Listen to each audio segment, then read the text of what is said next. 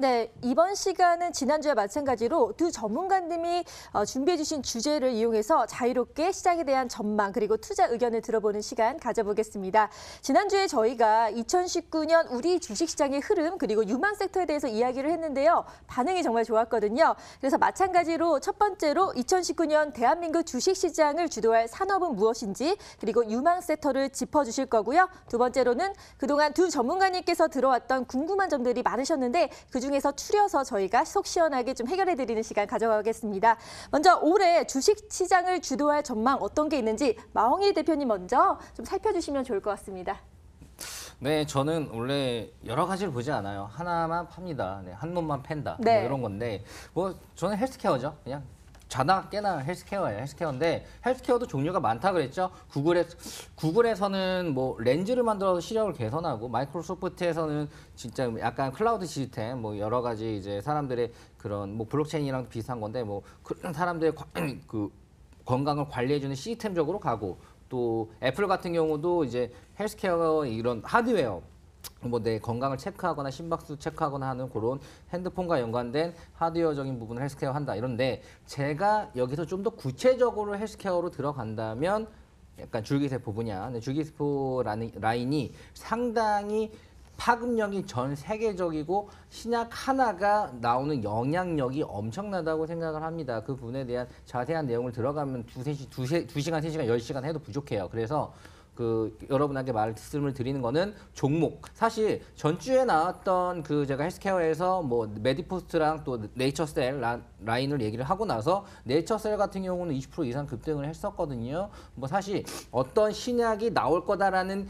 기대심 하나로도 주가가 이렇게 폭등하는 게 사실 이쪽 줄기세포에 관련된 시장인데 사실 신약이 신약이 어느 정도 임상 실험을 1상, 2상, 3상 성공했다는 거 하나만으로도 이렇게 올라가는데 많이 시판이 되고 전 세계적으로 뭔가 호평을 얻는다라는 말 한마디, 그 기사 하나 뭐 CNBC, 제가 지금 감기가 걸려가지고 좀 몸이 안 좋은데 이런 부분은 좀 이해해 주시고 그것보다 종목이 중요한 거니까 줄기세포 관련주들은 사실 메디포스트, 네이처셀, 오늘 할 파미셀 뭐 이런 부분들은 전부 다 급등 여력이 많이 있고요. 이 부분에 대해서 기대심이라는 건 시장이 꼭 뉴스가 나오기 전에 기대심만으로도 올라가는 게 주식시장이기 때문에 그 기대심만으로도 상당히 많이 올라갈 수 있고요. 수급도 한 번 더 분석해서 오늘도 유망 섹터는 헬스케어고 줄기세포인데 여기서 어떤 종목을 좀 더 깊게 봐야 되는지까지 오늘 알려드리도록 하겠습니다. 네.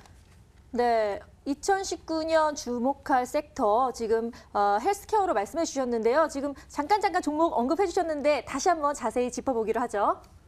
네, 지금 뭐 다 짚나요? 네, 자, 네. 뭐 사실 이게 생방송이다 보니까 그 전에 미리 뭐 리허설 같은 거 안 해요. 그래가지고 뭐 오는 거 바로 답하도록 하겠습니다. 자, 첫 번째 종목은 오늘 짚을 종목은 파미셀인데.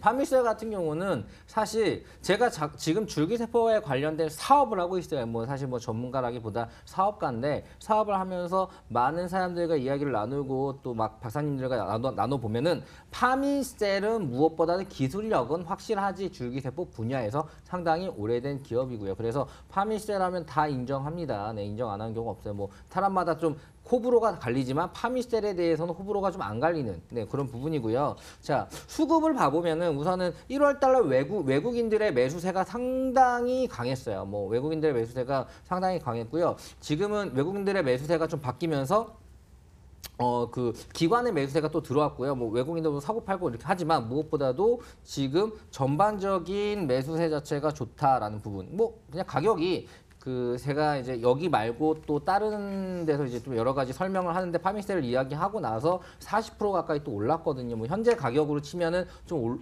굉장히 높이 올라가서 지금 추매를 하는 거를 여러분에게 바라진 않지만 지금 제가 봤을 때는 한 15,000원 선 라인에서는 들어가면은 상당히 괜찮은 것 같고요. 손절 라인은 한 12,000원 라인 잡고 15,000원에 들어가서 어느 정도 수익을 보면 됩니까? 전 장기적으로 얘기합니다. 장기적으로 봤을 때는 그래도 이제 25,000원까지는 뭐 무난하게 좀 장기적이라고 해봤자 1년이 넘어가지 않습니다. 6개월 정도. 그렇다 하더라도 수익률이 상당히 한 7, 80% 정도 되죠. 네, 그 정도는 충분히 노릴 만한 여러 가지 재료들이 있고요. 그리고 수급도 나쁘지 않다. 근데 전 수급을 그렇게 믿진 않아요. 갑자기 사고 파는 게 수급인데 그게 어떻게 바뀌더라도 뭐 어떻게 뭐 사실 의미가 없죠. 그런데 지금 현재 줄기세포 섹터에서도 파미셀은 기술력과 여러 가지 연구진 라인, R&D 라인이 잘 되어 있기 때문에 이 부분으로 현재 약 같은 부분들이 또 협약도 LG화학이랑도 협약을 몇 가지 맺고 있어요. 이런 부분들이 뭔가 호재가 됐을 때 올라갈 확률이 높으며 거기가 껍데기가 아니라 실리도 꽉 차 있다라는 부분들 체크가 되고요. 그리고 그 다음 종목은 바로 네이처셀입니다. 네이처셀 같은 경우는 이미 한 20% 정도 제가 뭐 저번 주에 자막으로는 네이처셀이 나갔을 거예요. 근데 설명은 다 못했거든요. 메디포스트에 대한 설명이 너무 길어지는 바람에. 자, 네이처셀 같은 경우는 제가 어떻게 알게 됐냐면 줄기세포 사업하면서 알게 됐어요. 근데 네이처셀은 특징이 하나만 하는 게 아니라 여러 가지 합니다. 뭐 셀뱅크부터 뭐 화장품 그리고 또 그 줄기세포 약들 또 유통 뭐 여러 가지 일을 합니다. 그리고 이 네이처셀 하면은 라성찬 대표를 빼놓고 말할 수가 없는데 라성찬 대표가 뭐 여러 가지 주가 조작설도 나오긴 했지만 무엇보다도 세계적으로 가면은 라성찬은 많이 알아요. 라성찬 대표를 막 다 얘기합니다. 어느 정도까지 아랍에서도 알아요. 아랍에서 아랍어로 번역된 라성찬 대표의 책이 있거든요. 줄기세포의 기초 뭐 이런 쉽게 풀어놓은 아랍어 책도 있어요. 그리고 아랍 시장을 뚫는다고 하는데 무엇보다도 제가 봤을 때는 사업가로서 상당히 좋은 모습을 보이고 다른 곳에서도 많이 인정을 하는 부분이 있습니다. 그래서 사실 주가가 어떤 부분으로 많이 알려지는 마케팅적인 요소도 상당히 중요하다고 생각을 해요. 그런 부분으로 봤을 때 어떤 특정한 기술력이 아주 높다, 낮다라는 것보다는 네이처셀 자체적으로는 상당히 브랜딩을 잘하고 있다. 그리고 줄기세포라는 섹터가 뜨면은 무조건 같이 뜰 녀석이다라는 생각을 많이 들고요. 가격적인 부분은 현재 순매수가 나왔다가 또 떨어졌지만 지금 떨어질 때 판 사람들은 거의 개인이거든요. 뭐 개인이기 때문에 현재 라인에서 제가 봤을 때는 12,500원 라인에서는 매수세를 잡고 손절 라인은 그냥 10,000원 잡고 10,000원까지 가면 우선 자르고 좀 더 횡보가 길어진다고 보면 될 것 같아요. 그리고 뭐 목표가는 저도 이것도 한 2배, 한 25,000원까지는 장기적으로 상당히 괜찮다라고 보고 있고요. 그 전에 지금 최근에 그 히딩크 감독이 우리나라에 와서 이제 관절에 관련된 줄기세포 시술을 받고 휠체어 타고 왔는데 다시 돌아간 다음에 이제 골프를 친다는 말이 있거든요. 이거 팩트입니다. 알아보시면 돼요. 자, 그런데 이 정도로 줄기세포에 대한 효능은 우리가 현재 과학으로 알아낼 수 있는 게 요만큼이라서 요만큼이라고 보이는 거지 과학의 발전이 될수록 줄기세포의 효능이 이만큼이 아니라 이만큼일 수 있다. 하지만 맞는 사람은 지금 이만큼이 아니라 이만큼을 다 받고 있는 거죠. 저도 다음 달에 일본에 가서 줄기세포를 뽑고 그리고 다다음 달에 일본에서 줄기세포를 맞으러 갑니다. 직접. 네. 뭐 제가 또 그런 영상들도 나올 거예요. 자, 그렇게 이미 저도 줄기세포 사업을 하면서 줄기세포에 빠져서 종목만 보는 게 아니라 이 부분에 대한 확장성을 봤을 때 줄기세포가 섹터가 관심을 받고 수급이 들어온다면은 무엇보다 그 대표 주자인 네이처셀 그리고 파미셀은 또 같이 움직일 거다. 그리고 현재 신약적인 부분들의 얘기가 들어가면 너무 길어지니까 그 부분을 빼고 놨더라도 브랜딩적으로 상당히 해외적으로도 힘이 있으며 그리고 파미셀 같은 경우는 무엇보다 기술진이 좋다. 그리고 네이처셀은 브랜딩이 좋다. 이렇게 여러분들이 이해하시고 이 섹터는 좀 진입을 한 다음에 좀 길게 들고 가는 거 좋을 것 같습니다. 여기까지 하도록 하겠습니다. 네, 주목할 유막 섹터로 헬스케어, 그중에서도 파미셀과 네이처셀 두 가지 종목 모두 다 공통점이 줄기세포 관련주기 때문에 더 기대가 되는데요. 앞으로 지켜보겠습니다. 이번에는 전찬환 전문가님의 의견을 좀 들어볼까 하는데요. 전문가님, 올해의 유막 섹터 어떤 게 있을까요? 저 역시 다른 뭐 전문가들은 뭐 유망 섹터라고 해서 전기차 얘기하고 뭐 드론 얘기하고 또 뭐 대북 섹터 얘기하고 제약바이오 얘기할 수 있는데 저 역시 외길로 이 전기차 섹터가 2019년에 가장 크게 유망할 섹터다라고 다시 한번 지난주 방송에 이어 다시 한번 말씀드리고 싶습니다. 이 2018년에 남북경협 섹터가 크게 시장을 좀 주도한 테마였어요. 즉 부산 산업만 보더라도 2018년 1월 달부터 2018년 5월 달까지 즉 5개월 사이에 500% 이상의 상승을 나오는 모습을 보여주었거든요. 근데 이 올해 들어서 이 대북 테마 같은 경우는 예전 작년과 다르게 크게 상승 나오는 모습은 계속 보여주고 있지 않죠. 그리고 특히 2019년 1월 달부터 이 규제 샌드박스라고 해가지고 회사의 신제품이나 그리고 서비스가 국민의 생명과 안전에 위협되지 않는 이 경우 기존 법령이나 규제에 상관없이 먼저 시장에 진출해서 출시할 수 있도록 그런 지원하는 제도를 시행한다고 합니다. 즉 쉽게 말해서 4차 산업으로 분류가 된다고 하면은 그런 4차 산업혁명이 4차 산업으로 분류되는 그런 산업들이 국민의 생명과 안전에만 위해되지 않는다고 하면은 먼저 출시할 수 있도록 지원을 해준다는 거죠. 지금 최근에 전기차 같은 경우를 보면은요, 전기차가 전 세계적으로 유망한 산업이라는 것은 부인할 수 없습니다. 하지만 특히나 대한민국, 즉 우리나라 같은 경우는 전기차 충전에 대한 부분이 아직은 조금 규제되는 부분이 많아서 전기차가 좀 보급되는 데 있어가지고 좀 제한적인 부분이 많죠. 근데 이 규제 샌드박스 제도를 시행을 하게 된다면은 이 부분이 다소 완전히 해소되기보다도 어느 정도 부분적으로 해소가 돼서 저는 이 전기차 산업은 작년에 비해서 더욱더 크게 시장에서 확대가 될 거라고 봐서 저는 이 전기차 섹터를 우리가 꼭 2019년에 관심 있게 봐야 하는 섹터라고 다시 한번 시청자분들께 말씀드리고 싶습니다. 네, 그럼 궁금해지는데요. 전기차 섹터 중에서 어떤 종목을 좀 주목해야 할까요?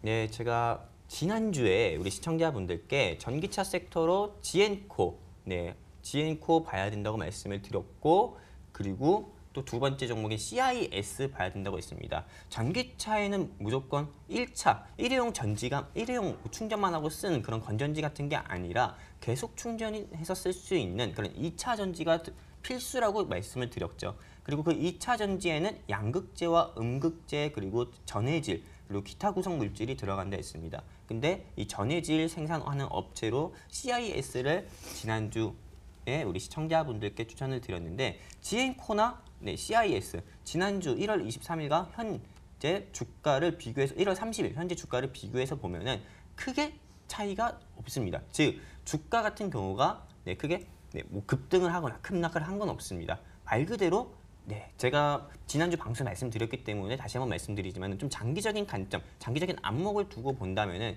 저도 이 지엔코나 이 CIS 같은 경우는 우리가 쉽게 20%에서 30% 이상 수익을 내고 나올 수 있다라고 저는 자신 있게 말씀을 드리고 싶고요.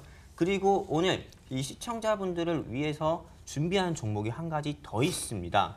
바로 이지라는 종목인데요. 이지입니다. 이 코드 번호는 037370이라는 이 종목인데, 제가 2차 전지를 지난주 방송에서 계속 강조해서 말씀을 드렸죠. 근데 이 2차 전지는 즉 리튬 이온 배터리를 주 원료로 씁니다. 리튬 이온 배터리라고도 불립니다. 이게 현재 이 바나듐 시청자분들께서 잘 아실 겁니다. 희귀 강물 중에서 뭐 2차 전지를 만드는 데에는 니켈이라는 강물도 쓰지만은 바나듐이라는 희귀 강물도 있습니다. 우리가 보면은 리튬 배터리와 바나듐 배터리의 장단점을 한번 봐야 되는데, 지금 현재 쓰고 있는 전기차에 들어가는 리튬 이온 배터리는 에너지 효율이 90% 이상으로 우수하고 대신에 필요 부피가 작습니다. 즉 소형화시킬 수 있다는 거죠. 하지만 단점을 본다면은 수명 자체가 짧습니다. 그리고 지금 전기차에 들어가는 리튬 이온 배터리는 화재나 폭발 위험 등이 많죠. 하지만 그 반대인 바나듐 레독스 흐름 배터리 같은 경우는 수명은 깁니다. 하지만 모양은 크기 때문에 조금 작은 리튬 이온 배터리보다는 조금 모난 모양을 갖추고 있죠. 하지만 화재나 폭발 위험은 전혀 없다고 하고 수명 자체는 리튬 이온 배터리보다 크고요. 하지만 에너지 효율은 좀 낮습니다. 지금 이 현행법상, 대한민국 현행법상 신재생에너지 법에서 보면은 현행법상으로는 리튬 이온 배터리로밖에 쓸 수가 없습니다. 하지만 미국과 일본, 중국을 비롯한 그런 선진국 같은 경우는 먼저 지금 이 바나듐 산업을 규제를 풀어가지고 바나듐 배터리를 키우려고 하고 있습니다. 왜? 앞으로는 미래 자동차는 디젤이나 그런 가솔린이 아니라 전기차 수소차가 미래 자동차로 자리 잡을 거기 때문에 지금 이 바나듐 배터리 산업을 크게 키우고 있기 때문에 곧 이 대한민국 정부 같은 경우도 이제는 법을 개정해서라도 이 바나듐 배터리 산업을 키울 수밖에 없다고 저는 생각해서 이 바나듐 배터리 관련주인 많습니다. 뭐 DST도 있고 KC 코트렐도 있고 이지도 있는데, 이 DST 같은 경우는 구코리드라는 회사를 사명을 가졌던 회사인데 이 회사는 좀 부실합니다. 그렇기 때문에 이 회사는 추천드리지 않고 저는 이지로 우리 시청자분들께 좀 중기주로 추천을 드리고요. 이지가 그러면은 왜 이 바나듐 관련주로 분류가 되는지 우리가 한번 봐야 되는데 이 이지 같은 경우는 이 자회사가 이 바나듐 관련 그 촉매 필터를 조금 바나듐 관련 촉매 필터를 개발하고 또 이거를 조금 개발하는 사업을 영위하고 있다고 해서 바나듐 관련주로 분류가 돼 있었고요. 특히나 그리고 이지는 복합 테마이죠. 어떤 복합 테마입니까? 수소차 테마이기도 하면서 그리고 대선 정책 테마이기도 합니다. 즉, 이 이지 같은 경우는 우리가 굳이 바나듐 배터리 관련주로 보지 않는다고 하더라도 수소차 또는 대선 정책주로 분류돼서 시장에서 다시 한번 상승 나올 수밖에 없다. 상승 나올 수 있다라고 말씀드려서 이 이지를 저는 이번 주 전차남 중기주로 선정하게 되었습니다. 네, 유망 섹터 전기차 중에서도 바나듐 배터리랑 연관이 있는 이주에 대해서 추천을 해주셨습니다. 그럼 이번 시간에는요, 시청자분들이 보내주신 질문들 중에 5개를 선정해서 보여드리도록 하겠습니다. 네, 화면으로 먼저 소개드리겠습니다. 첫 번째 질문인데요. 애플 주가가 대한민국 종합주가지수에 영향을 많이 주나요? 라는 질문 주셨습니다. 두 번째입니다. 수소차의 향후 전망은 어떨까요? 질문 주셨네요. 세 번째입니다. 주식시장이 하락장일 때 대안투자로 해외 선물은 어떤가요? 라는 질문 주셨습니다. 네 번째입니다. 요즘 핫하죠. 남북 경협 섹터의 주가 방향성이 궁금합니다. 라는 질문이네요. 마지막이네요. 2019년 헬스케어 산업의 전망은 어떤가요? 라는 질문입니다. 네, 이렇게 5가지 질문이 들어왔는데요. 자, 이 중에서 첫 번째 질문 마홍일 대표님께서 좀 대답을 해주시죠. 자, 애플 주가, 저희 주가 지수에 좀 영향을 많이 미치나요? 자, 제가 지수는 7년 동안 매일 받고 전 세계 지수 다 받고 자고 일어나서도 보고 맨날 보는 게 지수예요. 왜냐하면 저는 해외 선물로 유명한 사람이니까요. 해외 선물 자체가 지수를 투자하는 게 있기 때문에 또 지수는 많이 보는데, 자, 애플 주가가 뭐 종합주가 지수에 영향을 주냐? 솔직히 말해서 안 줍니다. 애플의 주가는 사실 지금 예전에 애플이 다 아니에요. 지금은 애플, 아마존, 뭐 여러 가지 이제 페이스북 기업들의 그 또 하나일 뿐 사실 영향을 주긴 하지만 아예 시장의 판도를 바꿀 정도는 아닙니다. 네, 그리고 현재 지금 애플의 판매 실적이나 이런 부분들이 시장에서 반응은 하지만 사실 우리나라 종합주가 지수에 영향을 줄 정도는 아니고, 솔직히 이 부분을 긴장해서 투자할 거 안 하고 어떤 것들을 살 걸 안 사고 하는 부분들은 절대 아닙니다. 그렇기 때문에 별 상관없다라고 사이다 발언해드리도록 하겠습니다. 상관없습니다. 네. 네, 시원하게 상관이 없다는 말씀 해주셨습니다. 그럼 두 번째 질문으로 넘어가서요. 전기차, 수소차 계속 전차남 전문가님께서 말씀을 해주셨는데, 자, 계속 오를까요? 향후 전망 어떤가요? 저는 이 수소차 테마 같은 경우는 즉 가열 테마, 지금 이 시장에서 대한민국 주식시장에서 가열 테마로 보고 있습니다. 왜? 수소차 테마로 분류되는 종목들이 단기간, 즉 일주일 사이에 최소 30%에서 50% 이상 상승 나오는 모습을 보여주었거든요.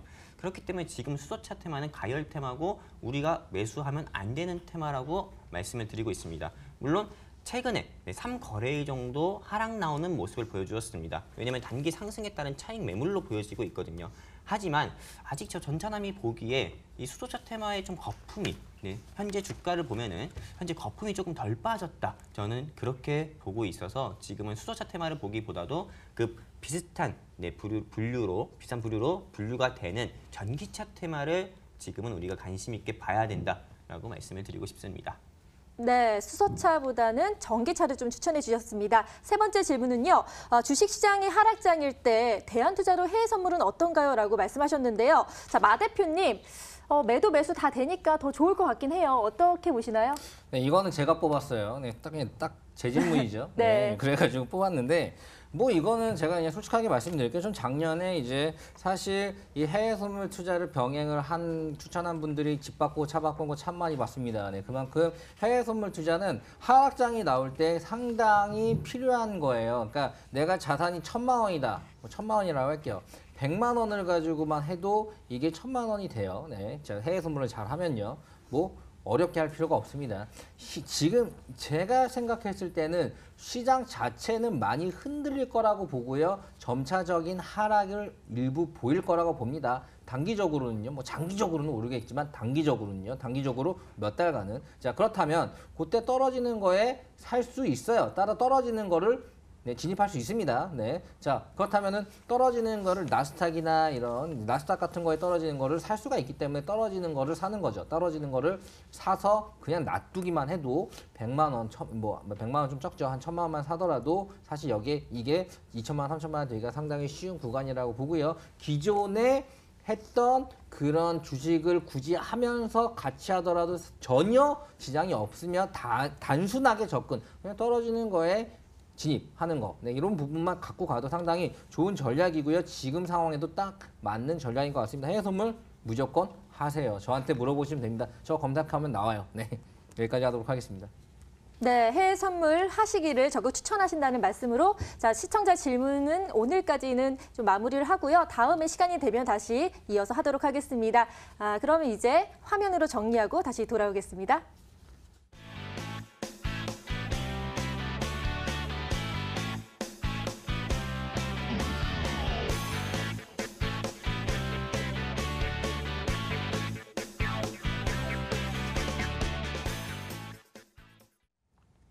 네, 구종이 얼마 남지 않았는데요. 뭐 재테크 이야기, 주식 이야기 많이들 하실 텐데 저희 마홍일의 해줘야 함께한 정보들과 함께 또 이야기꽃을 피우시길 바라겠습니다.